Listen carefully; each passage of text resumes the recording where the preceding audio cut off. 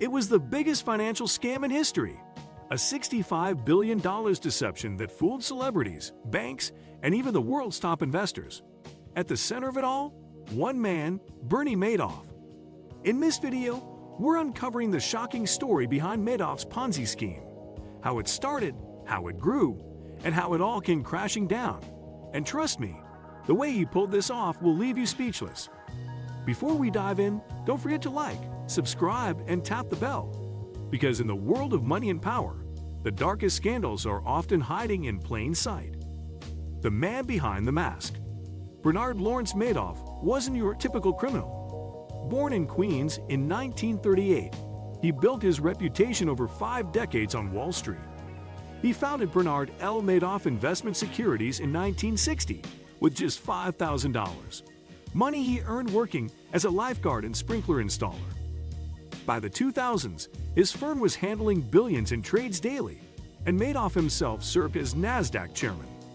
His investment advisory business promised something that seemed too good to be true: consistent returns of 10 to 12% annually, regardless of market conditions. While the stock market crashed, Madoff's clients saw steady profits. He cultivated an image of exclusivity, often turning away potential investors to create artificial scarcity.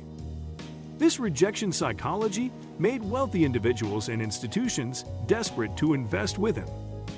The perfect storm of deception. Madoff's scheme worked through classic Ponzi mechanics, but with sophisticated twists. He used his legitimate trading business as a front, creating fake trading records that showed consistent, modest gains. His strategy allegedly involved a split-strike conversion strategy using blue-chip stocks, but in reality, no trading was happening. The money from new investors went directly to pay existing clients' returns and fund Madoff's lavish lifestyle.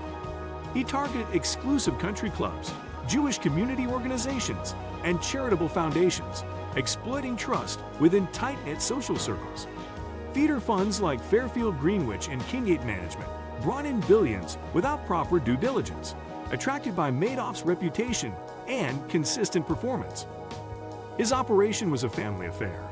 His brother Peter served as chief compliance officer, while sons Mark and Andrew worked in the legitimate trading division.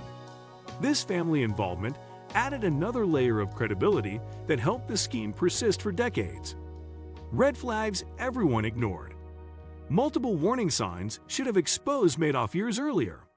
Harry Markopolos, a financial analyst, repeatedly alerted the SEC starting in 1999, providing detailed mathematical proof that Madoff's returns were impossible. His reports were ignored or inadequately investigated. Madoff's secrecy was another red flag. He refused to reveal his trading strategies, claiming they were proprietary. His custodian and accountant were small, obscure firms inadequate for handling billions. Meanwhile, major Wall Street firms refused to do business with him, suspicious of his consistent returns. The exclusivity he created was itself suspicious. Legitimate investment managers don't turn away money from qualified investors. His consistent returns through market crashes defied financial logic. Yet investors preferred mystery to transparency when profits were involved. The house of cards collapses. The 2008 financial crisis triggered massive redemption requests. Clients needed money as their other investments collapsed, and Madoff couldn't meet the demands. By December 2008, redemption requests totaled $7 billion, but Madoff had only $300 million in actual assets. On December 10, 2008, Madoff confessed to his sons that his investment advisory business was one big lie and basically a giant Ponzi scheme. The next day, his sons reported him to federal authorities. Within hours, FBI agents arrested Madoff at his Manhattan penthouse. The scope of destruction was staggering. Client statements showed $65 billion in assets, but investigators found only $18 billion had ever been invested, with $36 billion representing fabricated gains. Thousands of investors lost their life savings, retirement funds, and charitable endowments. The human devastation. Beyond the numbers lay human tragedy. Jeffrey Pickhour, a major investor, was found dead in his pool, apparent suicide. Norman Brayman lost $100 million. The Elie Wiesel Foundation lost $15.2 million. Dozens of feeder funds collapsed, destroying smaller investors who had no idea their money was with Madoff. Families were torn apart. Madoff's son, Mark, committed suicide exactly 2 years after his father's arrest, unable to cope with the shame and legal pressure. His brother Andrew died of cancer in 2014, having never spoken to his father again after the confession. Retirees who trusted their life savings to Madoff-connected funds found themselves working in their 70s and 80s. Country clubs closed, charities shut down, and entire communities saw their financial foundations evaporate overnight. Justice and recovery.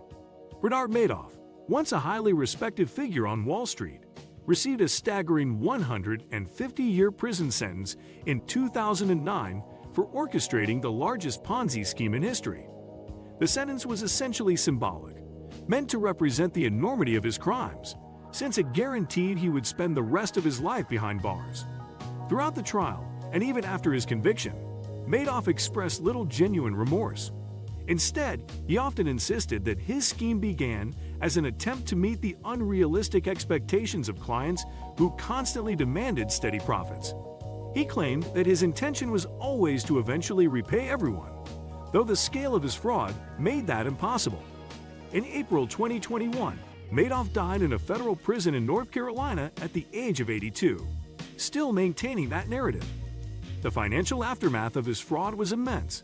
Irving Picard, the court-appointed trustee tasked with recovering assets for victims, managed to claw back over $14 billion, an extraordinary figure, through aggressive lawsuits. These lawsuits often targeted not just Madoff's close associates, but also individual investors who had unknowingly profited by withdrawing money before the scheme collapsed. While this process helped restore funds to many defrauded investors, it also created secondary trauma.